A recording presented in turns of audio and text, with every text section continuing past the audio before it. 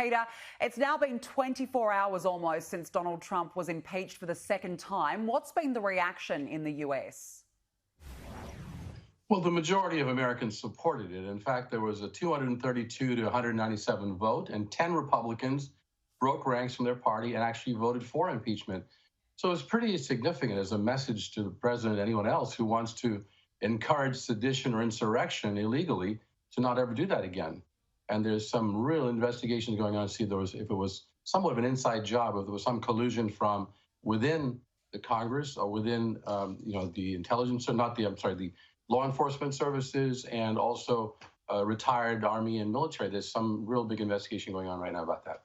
And you mentioned the 10 Republicans that voted for Trump in that vote. What does this mean for the party moving forward in terms of fixing itself and moving out of the Trump-era shadows?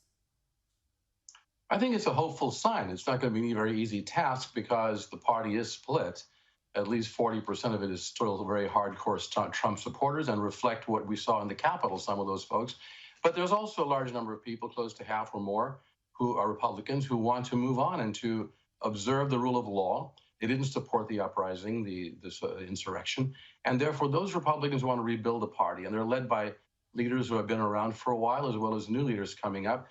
Mitch McConnell is one of them who says it's time to move on. And we'll have to see how they can be successful in doing so. It's quite a task. And in terms of the Democrats, what's their end game here? Will they stop at nothing to make sure that Donald Trump can't run again? I believe they will, actually. That's why the impeachment was so important. But there's also the removal process that takes part with the Senate. And Mitch McConnell is doing everything he can to delay that process till where it's later, and then President Trump will be out of office. Another 6 days, he'll be out of office. And so Mitch McConnell does not want to have the trial right now, although he could, if he agreed with Chuck Schumer, as Chuck Schumer wants to do, to go ahead and call the entire Senate back into session right now. He could do that on an emergency basis and conduct the trial and convict President Trump, and then vote to ban him from office again.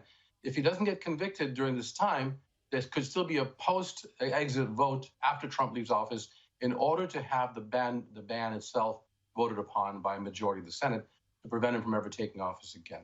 So all these things are in development right now. It's quite complex and very interesting, to say the least. Absolutely. It's a fascinating set of circumstances. Peter, we've also seen, of course, the National Guard mobilised, and we're expecting about 20,000 for the inauguration last week.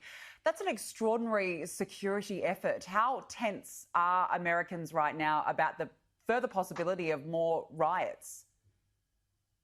Well, Danica, this is a very unusual circumstance that we're going through, obviously, and there's a reflection of it. 20,000 National Guards people in the Capitol right now to guard against anything that could happen between now and the inauguration. So I think it's very, very critical.